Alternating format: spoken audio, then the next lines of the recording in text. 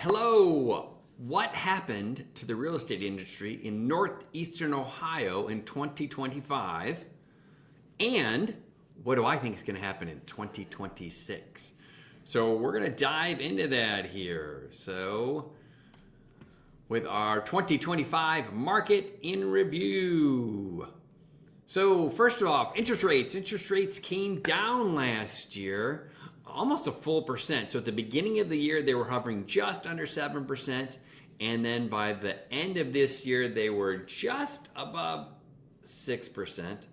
And then a lot of our local banks, just recently in the last 2 weeks, have dipped under 6%. So you can get a 30-year fixed rate mortgage with 20% down for 5.99 or 5.89%. So that's great news. That's starting to bring some more buyers out. That's hopefully going to get some of these sellers that are sitting on 3 and 4% interest rates to maybe think about selling their house, because I know a lot of folks have been sitting on the sidelines because they've got a great low interest rate. Number of new listings currently for sale. So new listings was up slightly last year, about 3.3%, 24 versus 25. Number of homes for sale though, so this is the number of homes available when you go on the internet to go look to see what's available. That's up 7%. So again, because new listings have come up, and you will see here in a second that number of transfers, so number of homes that actually sold was about flat last year. So as we're having more inventory come on the market, more homes are sitting. You'll see in a second that it's still a strong seller's market. But we were very busy in December. Let me get rid of my head there. Oops. Let's go back to that stat. So anyway, December 25 was a lot busier than December of 24. So if you can go down here and see this, it's the one in the middle. Number of homes under contract was up 11% this December versus last December. So we were a little bit busier for sure this December than last. You'll see if you're paying attention where it says 17% down, that was December versus November. So obviously November's a little busier month than December, but when you compare our 24 December versus 25 December, we were busier this year. And then same thing with when you look at stats month to date.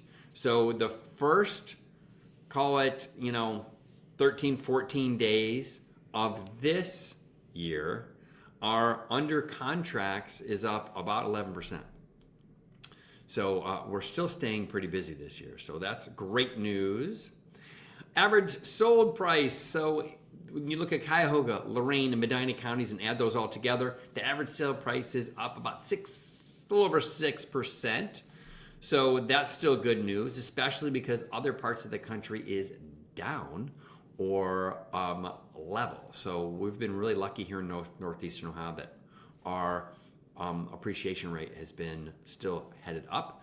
This is crazy to look at. This is the last 15 years worth of appreciation. So in those counties, the average sale price back in 2001 was $133,000.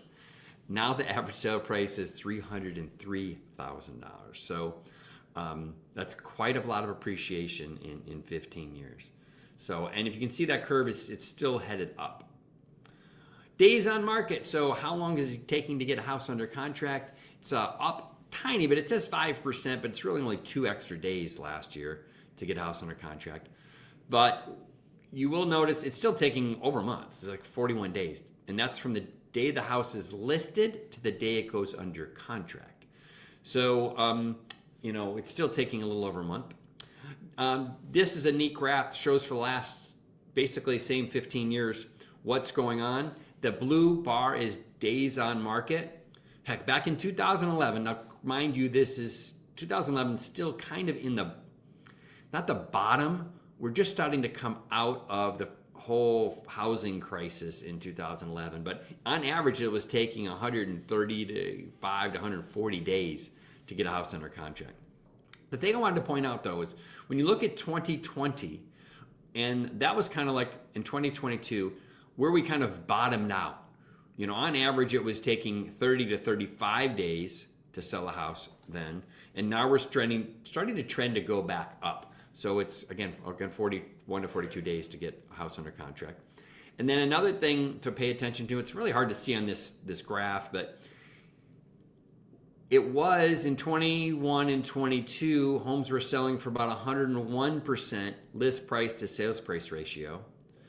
And then now they're at 99%, which again is still fantastic. If you go all the way back here, I mean, heck, it was at 87% list price to sales price ratio.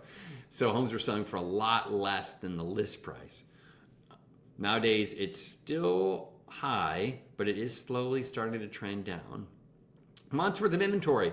This is where we look at, okay, if we have 12 houses for sale right now in a certain market, how long is it going to take for those 12 homes to sell? Right now, it's taking about 1.7 months worth of inventory, which is actually up. It's up from 1.5 in 2024. So it's a significant change of 12 or 13%. This is the fun graph, though. This shows you if that number is under 3, it's considered a seller's market. If it's between 3 and 6 months worth of inventory, it's a neutral market. If it's above 6 months worth of inventory, it's called a buyer's market. So you can see we crossed over into this neutral market in about 13, and then we crossed over into a seller's market actually about 17 or 18. And then when COVID hit, we went to an extremely, extremely strong seller's market. A seller's market like we've never seen before.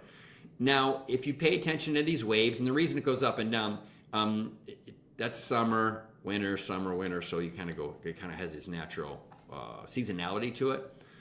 But if you look, our average is starting to go back up towards neutral market. We're not there yet. We don't expect to be there this year. And though the trend is, we are starting to slowly, year over year, head back to that neutral market. Fun part, what are my predictions for this year? So 2026 still will be a strong seller's market, just not the free-for-all it's been for the last, say, since 2020 to 2022-ish. Inventory is starting to creep up, but still below normal.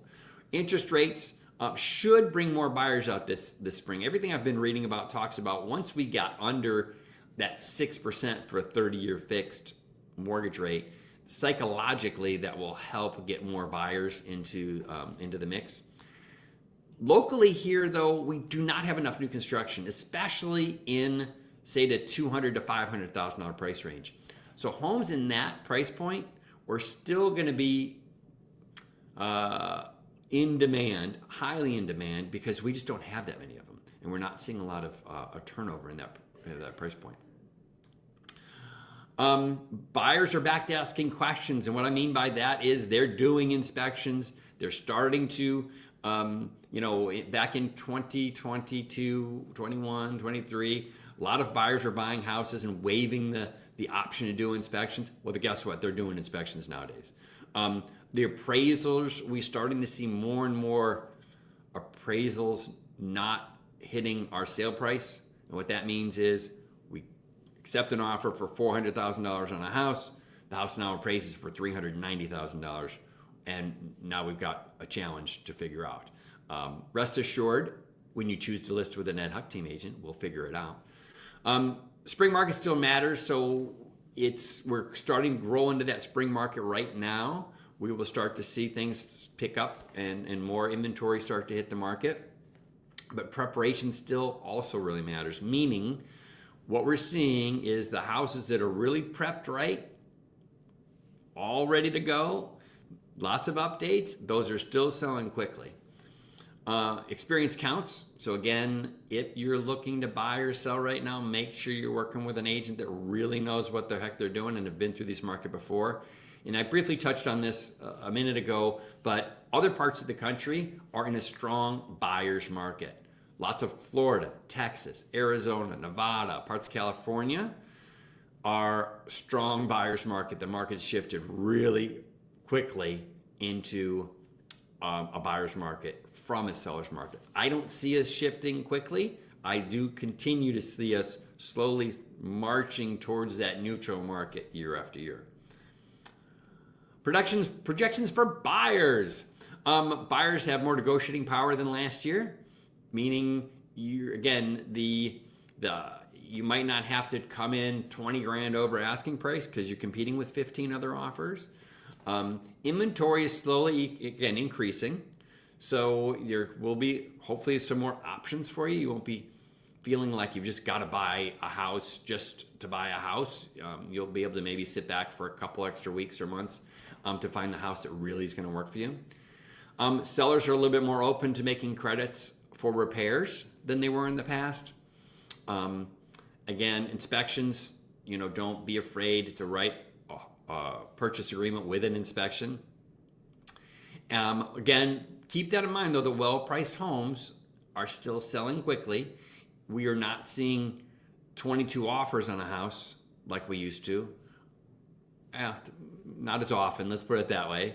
And then because there's not enough new construction, again, in those $200,000 to $500,000 price point, those sellers can get a little bit more aggressive because there's just not a lot of inventory.